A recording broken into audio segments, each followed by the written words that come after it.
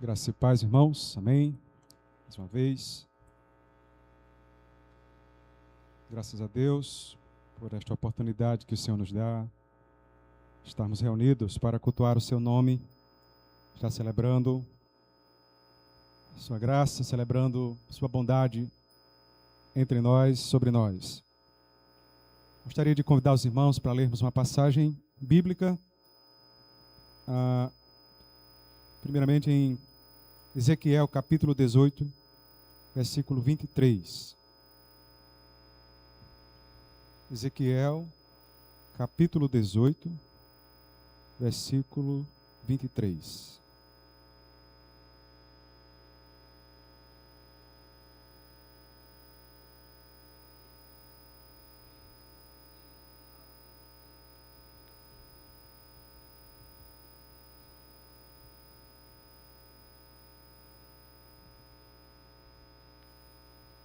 Capítulo 18, versículo 23.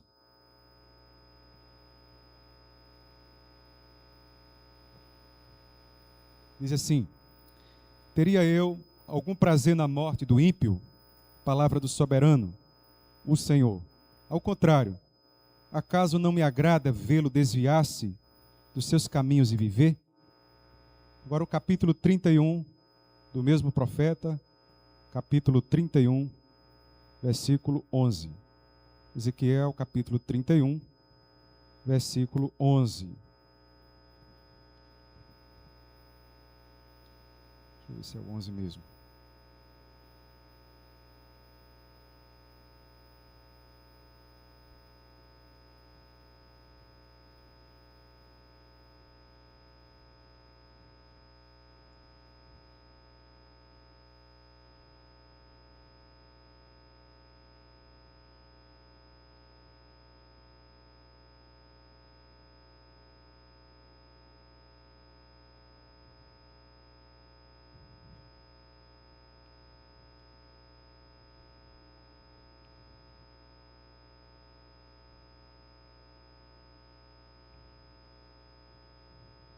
Na verdade é o 33, 11, irmãos. Desculpe aí, 33, 11.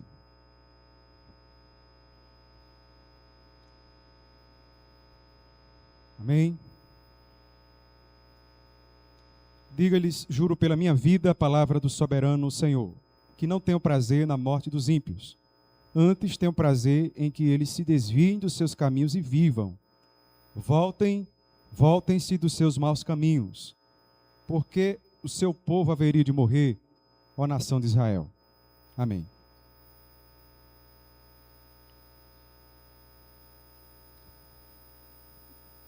Eu gostaria de refletir com os irmãos em uma palavra. Eu gostaria de titular o tema da nossa reflexão: a alegria de Deus é salvar. A alegria de Deus é salvar.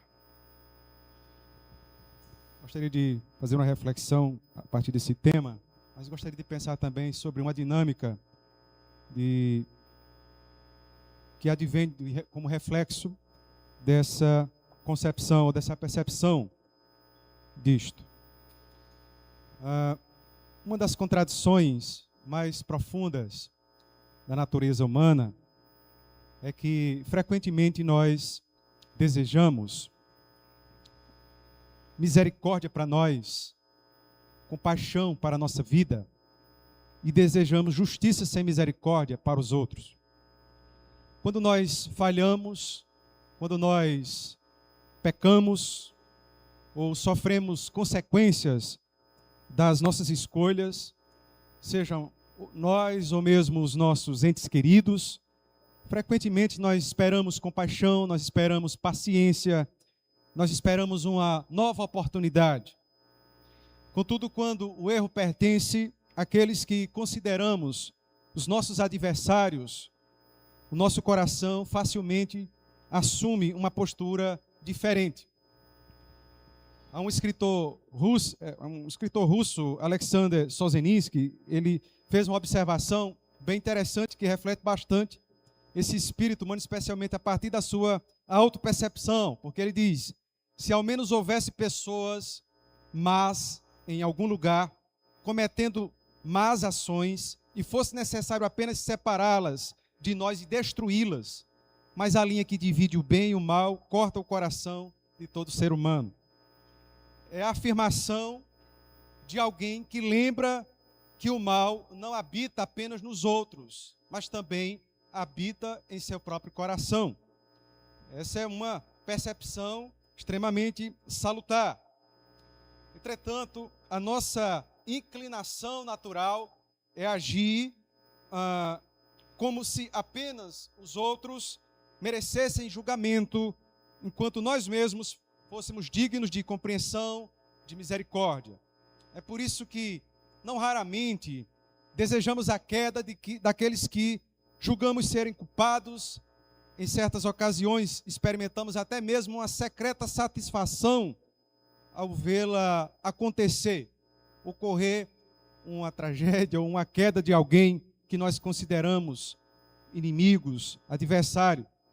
Não é incomum ouvirmos a expressão, especialmente entre nós, bem feito, bem pregado, ou coisa bem pregada. Eu já ouvi várias vezes essa expressão, e ela reflete uma espécie de satisfação no coração daquele que percebe o fracasso ou a queda daquele que, de algum modo, a pessoa conclui ou define como alguém que merece. Em alguns casos, esse sentimento assume contornos ainda mais perversos. A história, a política, as redes sociais e até mesmo os relacionamentos pessoais revelam como esse fenômeno é frequente. Não é raro encontrarmos pessoas comemorando o fracasso, a humilhação, a desgraça dos outros, como se a justiça só estivesse completa quando ela for acompanhada de um sofrimento do culpado, ou daquele que eu defino como culpado. Mesmo pessoas que se entendem como sendo do bem, pessoas que se entendem como sendo um grupo do amor, muitas vezes parece que se justificam como sendo pessoas que essa mesma autopercepção lhe justifica ou lhe autoriza a odiar e a desejar a desgraça, a tragédia para os outros. Nós temos visto isso cada vez mais com frequência no cenário político partidário, nas redes sociais. Não é difícil nós enxergarmos essas coisas. Pessoas celebrando o assassinato de opositores políticos, outras encenando perversidade diante das câmeras, pessoas com discursos inflamados, de maneira muito tranquila, colocando todo o seu ódio, toda a sua perversidade para fora. Há um filósofo muito querido na academia atual, chamado de Nietzsche, Friedrich Nietzsche. Há uma obra dele, muito complicada de se entender, mas ele gosta de usar muitos aforismos e ele usa uma expressão muito curiosa, muito interessante, e que faz uma observação muito importante sobre a condição moral e psicológica. Ele diz assim: olhe, desconfie de todos aqueles em quem o impulso de punir é algo poderoso. Eu acho essa observação muito importante. E ele faz uma outra observação, uma outra obra dele, Além do Bem e do Mal, em que ele diz assim: quem luta com monstros deve tomar cuidado para não se tornar um deles. Existem pessoas que definem outras como sendo monstros e começa a militar, a bater, a brigar, a lutar com elas. E essa advertência eu entendo ser algo muito importante, muito pertinente. Embora Nietzsche não escrevesse a partir de uma cosmovisão ou de uma percepção cristã, esse alerta moral, esse alerta psicológico é de extrema relevância, de extrema importância. Muitas vezes, o desejo de punição daqueles que nós consideramos o mal poderá nos lançar em uma dinâmica de relações e afetos que facilmente poderemos reproduzir em nós mesmos a maldade que nós condenamos nos outros.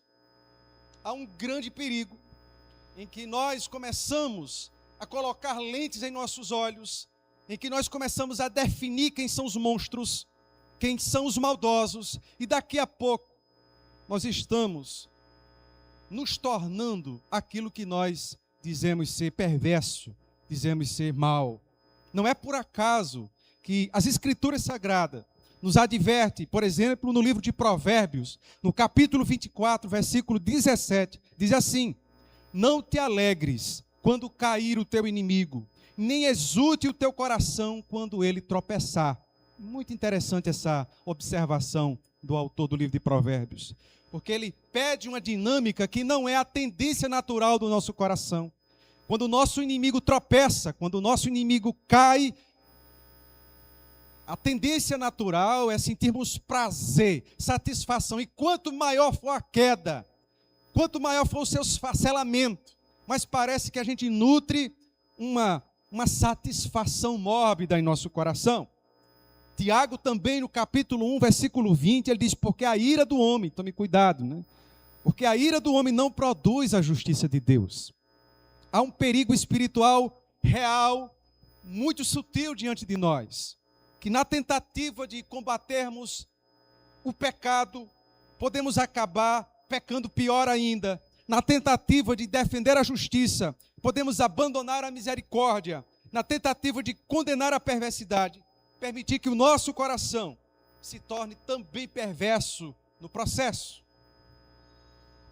O homem caído frequentemente acredita que a verdadeira justiça consiste em ver aquele que ele define como culpado sofrer. Ele confunde justiça com vingança.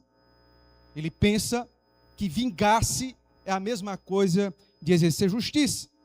Quanto maior for o sofrimento, maior lhe parece a sensação de que a justiça foi plenamente satisfeita. Nós temos vivido uma sociedade que tem nutrido, que tem alimentado uma dinâmica de perversidades, em que pessoas, já na mais tenra idade, conseguem manifestar uma dinâmica estranha de perversidade. Não sei se vocês viram, esses dias, uma professora desesperada dando um depoimento na sala de aula, em que ela lecionava para crianças, e um garoto estilhaçou vidros e colocou dentro da garrafa de água que ela bebia, sem ela perceber. E ficaram ali observando ela beber aquela água cheia de vidro. E ela fez isso, ela bebeu. Ela estava depois desesperada com isso. Nós temos vivido uma época estranha, onde a dinâmica de perversidade tem se tornado algo como sendo algo natural. Aquele que eu entendo ser uma espécie de opositor à minha vida. Parece ser normal, natural, está parecendo natural eu colocar perversidade, toda a minha raiva, todo o meu ódio para essas pessoas. É preciso cuidado. A psiquiatria, a psicanálise diagnostica um tipo de traço de personalidade como sendo sadismo. Sabe o que é o sadismo? O sadismo é um traço de personalidade caracterizado pelo prazer e pela satisfação, ou mesmo a excitação, ao infligir ou até mesmo presenciar a dor, a humilhação ou o sofrimento de alguém.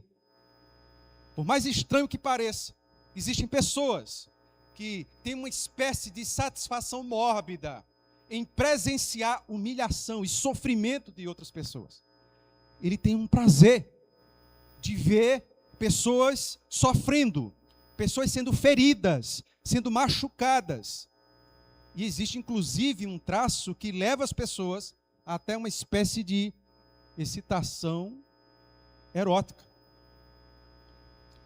Embora a condição, ou essa condição represente um extremo do comportamento humano, ela evidencia até onde pode chegar um coração que encontra prazer na dor alheia. Essa lógica, portanto, meus irmãos, ela não pertence ao coração de Deus. Deus não é um ser sádico. Deus não é um ser que sente prazer em infligir sofrimento e condenação sobre outros. Nem mesmo sobre os seus inimigos. Nem mesmo sobre os seus adversários. Nem mesmo sobre aqueles que são perversos, que são ímpios, que são rebeldes contra a sua pessoa. Não é prazer, não é alegria de Deus condenar essas pessoas. De fato, as Escrituras revelam que Deus é absolutamente justo, que Ele é absolutamente santo e que ninguém permanecerá impune diante da sua santidade.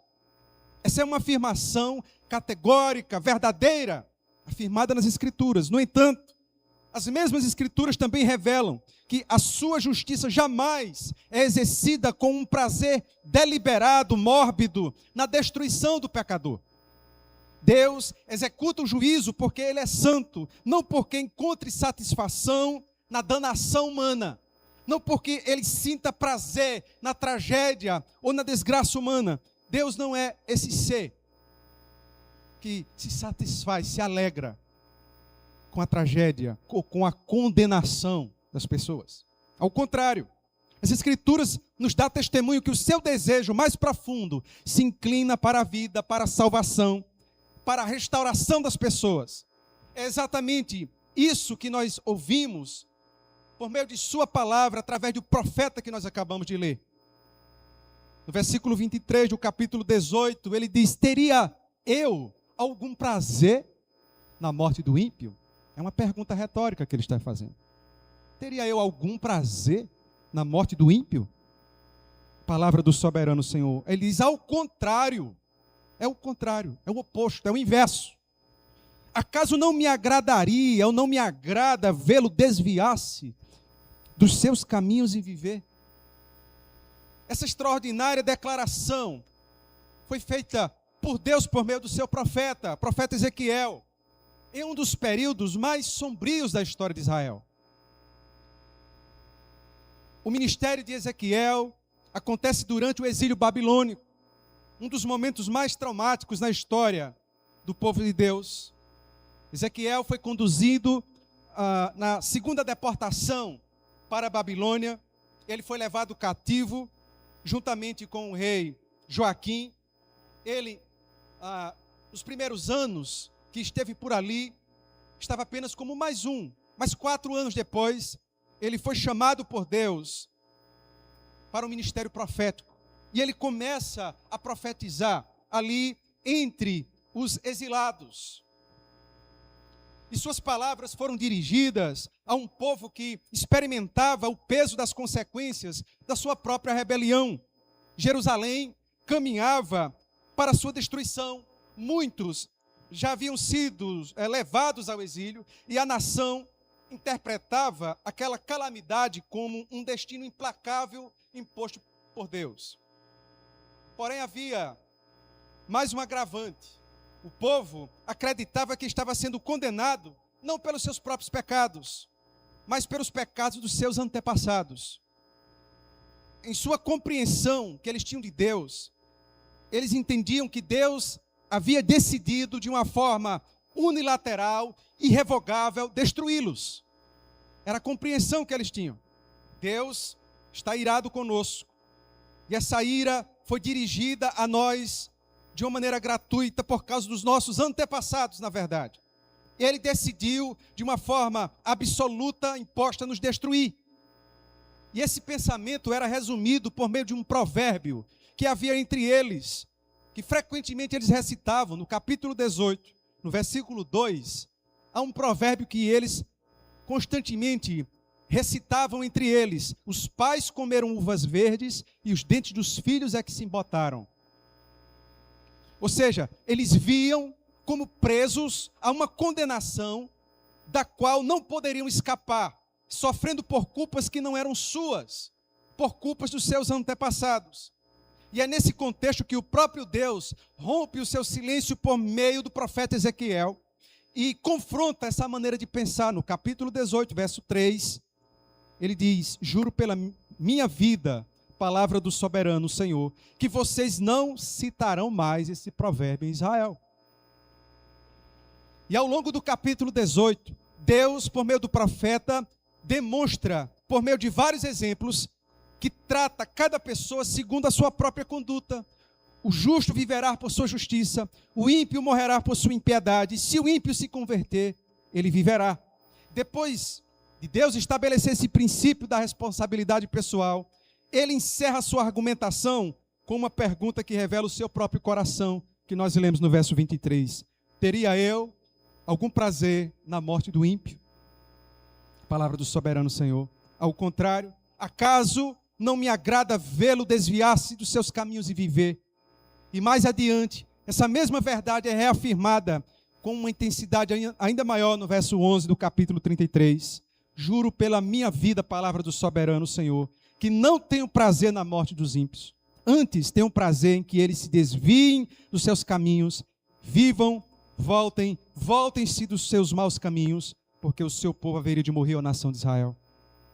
Vejam, essas palavras revelam não apenas uma decisão divina, mas também revela o íntimo do próprio coração, da própria natureza de Deus. A condenação divina não é algo que ele impõe meramente por prazer, por deleite. Mesmo sendo sobre rebeldes, mesmo sendo sobre pessoas perversas, ele faz por justiça. Essas palavras do profeta nos convidam a distinguir duas realidades que jamais devem ser confundidas. Deus exerce justiça porque ele é santo, e sua santidade se impõe infalivelmente sobre toda atitude de rebelião. É verdade. Toda ação de rebelião, inevitavelmente, demandará da justiça divina a condenação. Toda visitação divina é uma visitação de juízo. E a sua santidade não sustenta pecadores a não ser pelo sacrifício. E, portanto, se faz necessário que o homem ele se converta. Por isso, é preciso fazer essas distinções. Deus exerce justiça porque ele é santo, e sua santidade se impõe infalivelmente sobre toda rebelião. Entretanto, o seu coração encontra alegria em salvar, e não em condenar, em restaurar, e não em fazer com que o ser humano sofra de modo deliberado. E a partir dessa premissa eu gostaria de destacar 3 verdades, rapidamente, para a gente concluir a nossa reflexão, a partir desse prazer de Deus em salvar e os desdobramentos práticos dessa verdade. Em primeiro lugar, a primeira verdade que nós aprendemos a partir disso é que Deus não deseja apenas que escutemos a sua voz. Ele tem prazer quando nós acolhemos o seu chamado. Vamos dizer todos juntos? Deus não deseja apenas que escutemos a sua voz. Deus tem prazer quando acolhemos o seu chamado. O versículo 11 do capítulo 33, nós vemos Deus interpelando por meio do profeta o seu povo. Voltem-se dos seus maus caminhos, porque haveria de morrer, ó casa de Israel. Perceba, até aqui, Deus já havia declarado que não tinha prazer na morte do ímpio. Agora ele demonstra onde está o seu verdadeiro prazer, onde está a alegria do seu coração, na resposta do pecador ao seu chamado. Deus, ele chama o pecador, ele conclama o pecador ao arrependimento, e ele espera que esse pecador, ele responda, que ele acolha o seu chamado. Essa repetição proveniente aqui, ou descrita aqui no texto, voltem-se, não é um mero recurso de linguagem, revela para nós também a intensidade do apelo divino. Deus não faz um convite frio, indiferente, apenas como um protocolo, como uma performance. Deus, ele chama, e ele chama com verdade, ele chama o pecador a abandonar os seus caminhos, ele insiste, ele persuade, ele conclama. Logo em seguida vem a pergunta que expõe o coração de Deus: por que haveriam de morrer? Não é uma pergunta que deseja condenação, uma pergunta de quem lamenta que alguém rejeite o caminho da vida. Deus, ele deseja que o homem acolha o seu chamado, a sua convocação. No entanto, escutar não é o mesmo que ouvir.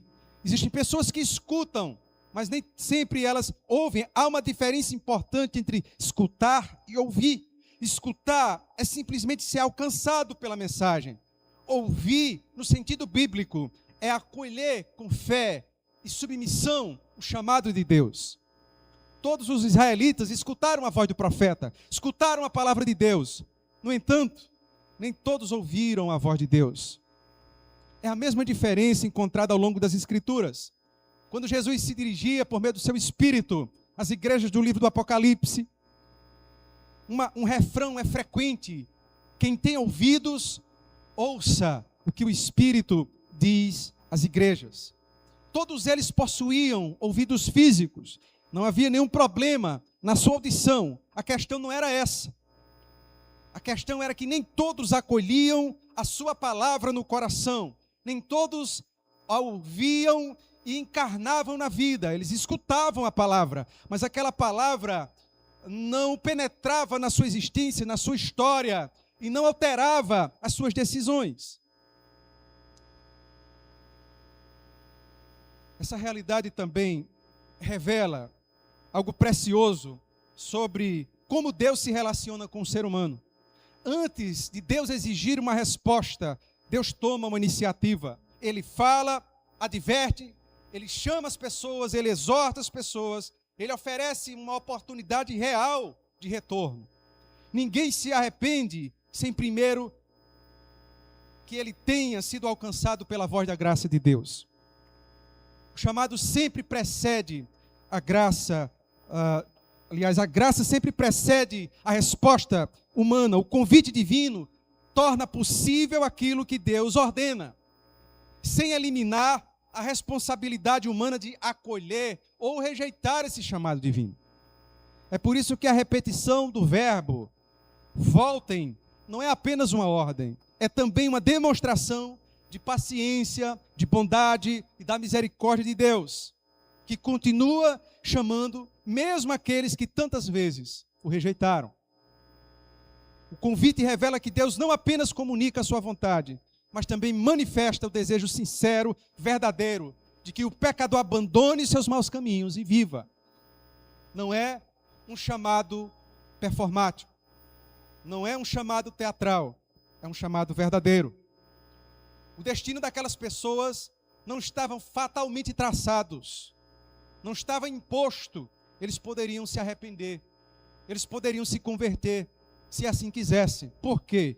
Porque Deus o chamou. E quando a palavra de Deus chega ao nosso coração, junto com essa palavra também vem a graça, dando condições e capacitação para respondermos a esse chamado. Mas nós podemos resistir a esse chamado. Se o destino de uma pessoa estivesse irrevogavelmente determinado, sem qualquer possibilidade real de uma resposta diferente, o chamado de agir, ou chamado para agir de um outro modo, não representaria uma possibilidade verdadeira, mas apenas uma mera formalidade. A Bíblia diz que Deus não contraria a sua própria natureza, Ele é fiel a si mesmo. E a Bíblia diz que Deus é verdadeiro. Portanto, quando Deus diz ao pecador que ele pode voltar, que ele pode se converter, Deus não está mentindo, Deus está dizendo a verdade. E se o destino deles estivesse fatalmente definido, determinado, não haveria sentido no convite ou na conclamação divina de chamá-lo. Deus chama o ímpio a voltar dos seus maus caminhos e viver, apresentando esse chamado como um apelo sincero, verdadeiro, que expressa o prazer do seu coração. Portanto, o chamado divino pressupõe uma oportunidade real da resposta humana. Deus não faz convites vazios, nem apelos destituídos de sinceridade. Quando Ele diz, voltem, convertam-se, arrependam-se, Ele realmente deseja que o pecador se converta e há uma possibilidade real e verdadeira que isso ocorra. E essa verdade confronta duas verdades, ou duas atitudes importantes. Primeiro, em relação ao pecador, que pode pensar a respeito de si mesmo, que Deus desistiu dele, que não há possibilidade de retorno, que ele ultrapassou os limites, que aquilo que ele praticou não tem mais como ele voltar atrás, que ele está pagando por uma dívida daquilo que ele fez no passado, quem sabe até em outras vidas passadas. Tem gente que acredita nisso, acredita em karma, acredita em sina, de que ele está sofrendo um destino fatal, que está escrito em algum lugar. Mas Deus, por meio do profeta, diz, voltem, convertam-se, arrependam-se. E enquanto Deus continua chamando, a porta da graça garante para nós a transformação e a mudança. Em segundo lugar, a segunda atitude que esse confronto altera a nossa atitude é a atitude em relação à igreja. Se Deus continua chamando aqueles que vivem seus pecados e rebeldes contra a sua pessoa, como nós poderíamos desistir das pessoas antes que Deus desista delas? Se o coração de Deus continua inclinado a convidar o coração dos perversos, dos rebeldes, os seus filhos, os filhos de Deus também devem permanecer misericordioso, compassivo, inclinado a acolher, a proclamar e a esperar pela restauração de Deus. Por isso, cada vez que nós pregamos o Evangelho, aconselhamos um irmão, visitamos alguém afastado, oramos por quem está com o coração ali endurecido, nós estamos fazendo eco ao próprio clamor de Deus: voltem-se dos seus maus caminhos. Nós não estamos dizendo que os caminhos são bons, nós não estamos passando o pano dizendo, não, quem errou fomos nós. Não, nós estamos dizendo que os caminhos deles não são maus, nós estamos dizendo, arrependa-se. Há possibilidade de alteração, há possibilidade de conversão, de perdão, de salvação. Nós devemos proclamar, nós não vamos passar pano, dizer que está tudo bem, não, está mal, mas há possibilidade de restauração. A segunda verdade refletida a partir desse prazer de Deus, é afirmada pelo profeta, é que Deus não deseja apenas que digamos ser o seu povo, mas tem prazer quando nós refletimos o seu caráter. Quando Deus convida a alinharmos a nossa vida com os seus caminhos, com o seu coração, quando Ele declara que isto é o seu prazer, quando Ele chama Israel ao arrependimento, Deus não está apenas propondo uma mudança de comportamento, Ele também está corrigindo uma imagem distorcida que o povo tinha a respeito de Deus. Os israelitas acreditavam que Deus havia decidido destruí-los de maneira implacável, sem lhes oferecer qualquer esperança de mudança. Pensavam que estavam presos a um destino inevitável, que estavam pagando pelos pecados de seus pais. Contudo, Deus rompe essa falsa compreensão ao revelar o seu próprio coração. Não tenho prazer na morte do ímpio. Em outras palavras, Deus está dizendo, vocês não me conhecem como realmente eu sou. Isso ressignifica para nós o conceito de arrependimento. Arrependimento, portanto, não é apenas abandonar determinados comportamentos. É uma expansão de consciência. A palavra metanoia, no Novo Testamento, no grego, é uma consciência que se expande, que entende. É uma consciência que muda a nossa percepção e a nossa compreensão de quem é Deus. Portanto, é uma transformação que vem a partir de uma compreensão genuína e profunda na maneira como nós conhecemos o caráter de Deus. Há um autor norte-americano, um teólogo, o Dr. Gregory Bill, em que ele resume esse princípio em uma frase muito significativa, é até título de um livro dele, que diz assim, você se torna aquilo que adora. É muito significativa essa expressão. A crença que você nutre em Deus altera a sua identidade. Acaba refletindo no seu caráter, no seu comportamento, nos seus sentimentos, nos seus pensamentos. A maneira como você crê em Deus altera e define também a maneira como você se relaciona com as pessoas, os seus pensamentos em relação à vida, em relação às pessoas. Se enxergarmos um Deus como sendo um ser cruel, inevitavelmente a nossa espiritualidade tenderá à dureza, à intolerância e à falta de misericórdia. Mas se contemplarmos o Deus revelado nas Escrituras, como sendo santo, justo, verdadeiro e ao mesmo tempo cheio de compaixão, de amor, de misericórdia, de prazer em restaurar o pecador, seremos progressivamente também moldados à sua imagem e à sua semelhança. É exatamente isso que Jesus ensinou em Mateus capítulo 5, verso de 44 a 48, os irmãos lembram? Quando ele vai nos encorajar a algo naturalmente que nós não desejamos. Amem os seus inimigos. Quem são os seus inimigos? Jesus diz: amem, orem por eles, abençoe a vida deles, bendiga eles, não tire ele do seu pensamento e da sua oração. Como? Desejando que ele caia, não é? Desejando que ele fracasse, que o meu sabor, eu tenha até um sabor de vitória, um sabor de mel, como diz um cântico religioso. Não. Ele diz: ame os seus inimigos, abençoe, bendiga e ore pela vida deles. Por quê?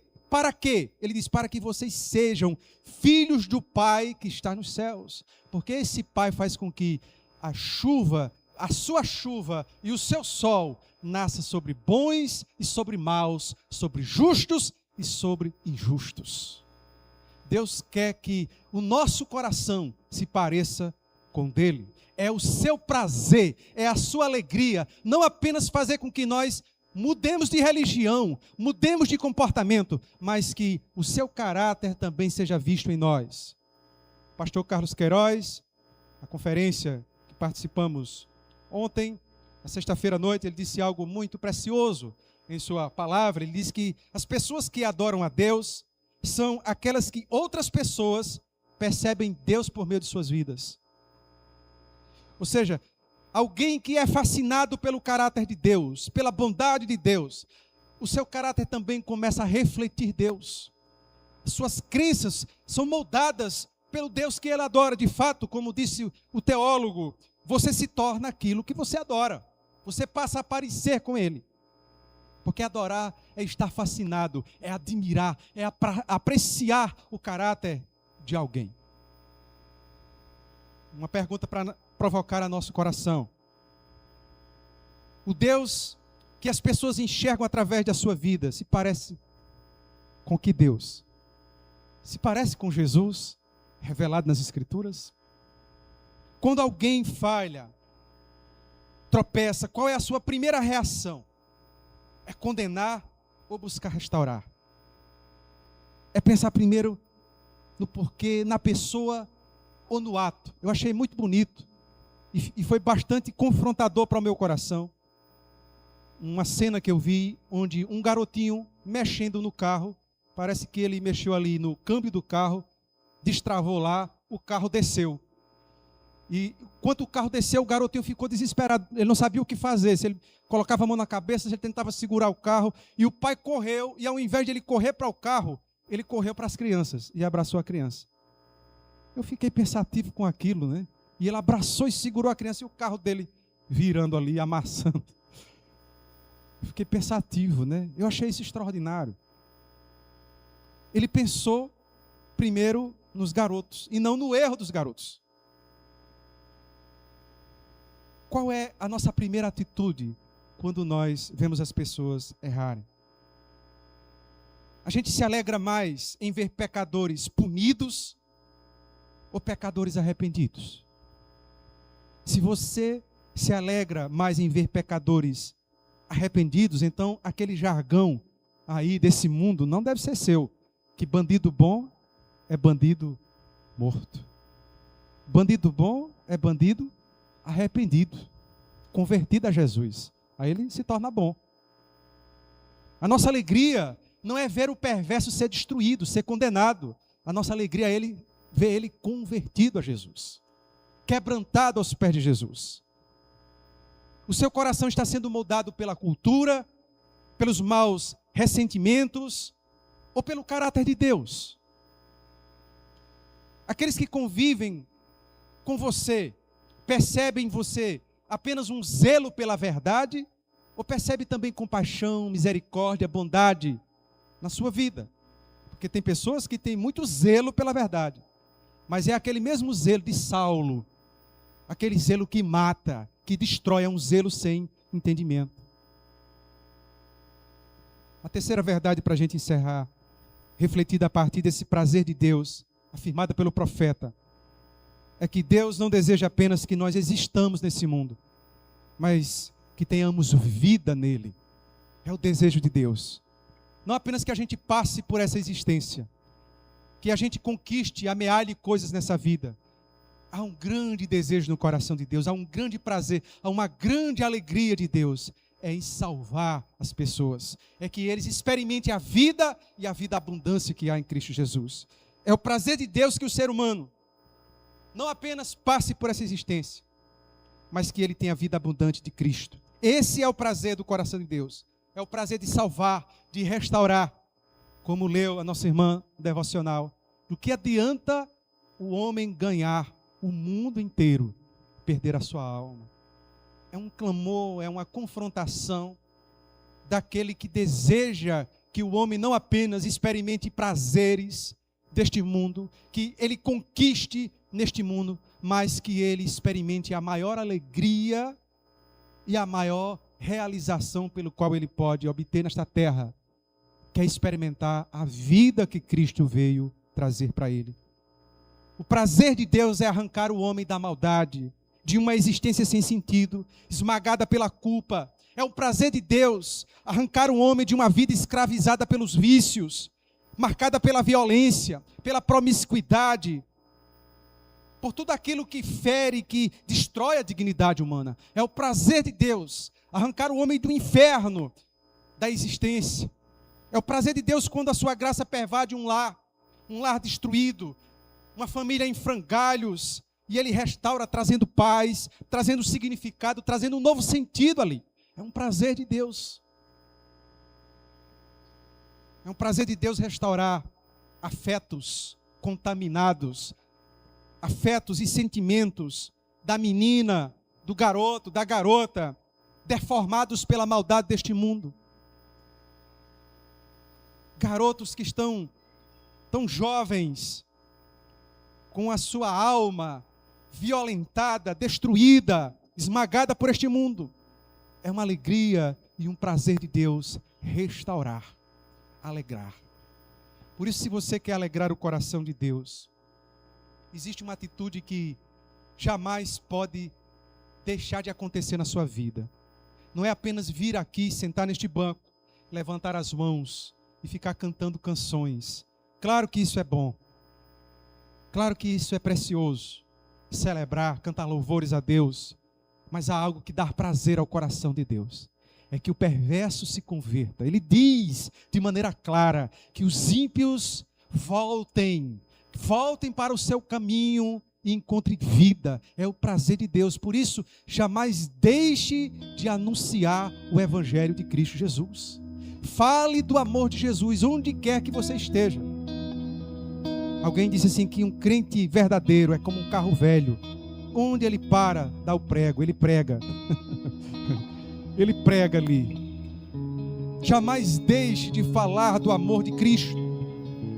Essa verdade aparece de uma forma mais clara, essa verdade da alegria, nas palavras do próprio Jesus. No Evangelho de Lucas, após ele contar, no capítulo 15, a parábola da ovelha perdida, da dracma perdida, do filho perdido, ele declara no capítulo 15, versículo 10, haverá alegria diante dos anjos de Deus por um pecador que se arrepende. A alegria no céu. O texto não diz apenas que os anjos se alegram, diz também que há alegria no céu, há alegria diante deles. Eles contemplam essa celebração, a alegria que enche o céu, nasce antes de tudo do próprio coração de Deus, que se alegra quando um pecador se arrepende. Quando Deus chama, voltem, Ele não está tentando privar o homem da felicidade, Ele está tentando libertar justamente daquilo que oprime a sua alma, que definha a verdadeira alegria, que destrói aquilo que de fato lhe faz feliz. O pecado, ele promete vida, promete felicidade, mas ele entrega morte. A graça, em um primeiro momento, parece nos assustar, porque ela apresenta renúncia, e para nós parece refletir tristeza, mas é esta graça de Deus, é o chamado de Cristo, que traz a verdadeira vida, a verdadeira alegria. Por isso, quando Deus pergunta, por que haveriam de morrer? Por que vocês haveriam de morrer? É como se Deus estivesse dizendo, eu lhes ofereço vida, eu lhes ofereço perdão, eu lhes ofereço restauração.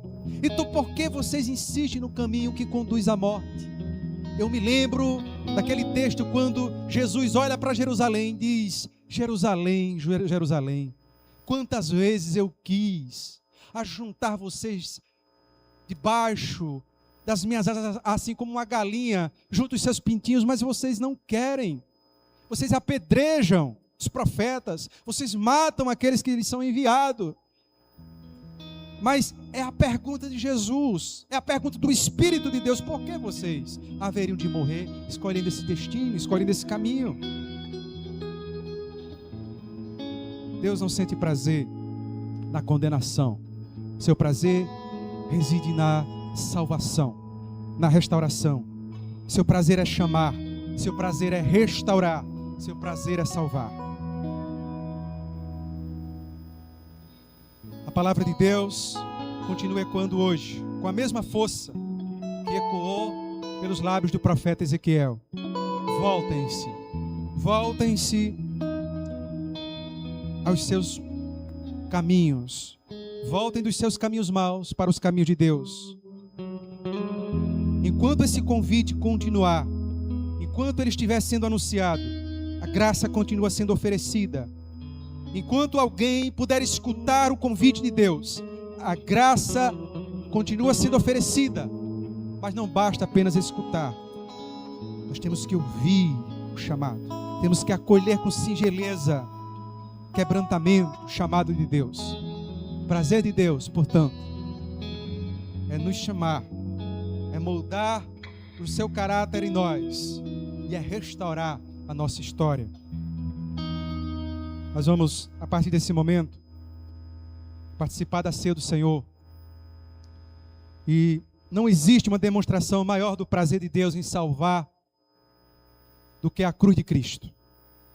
Até que ponto Deus pode chegar para buscar o perverso, o pecador?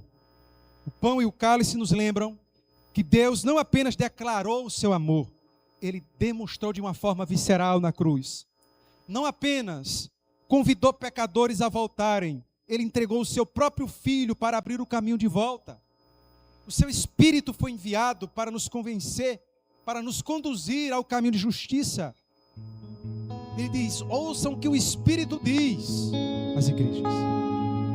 Ao nos aproximarmos da mesa, que possamos fazer isso contemplando o coração do nosso Pai.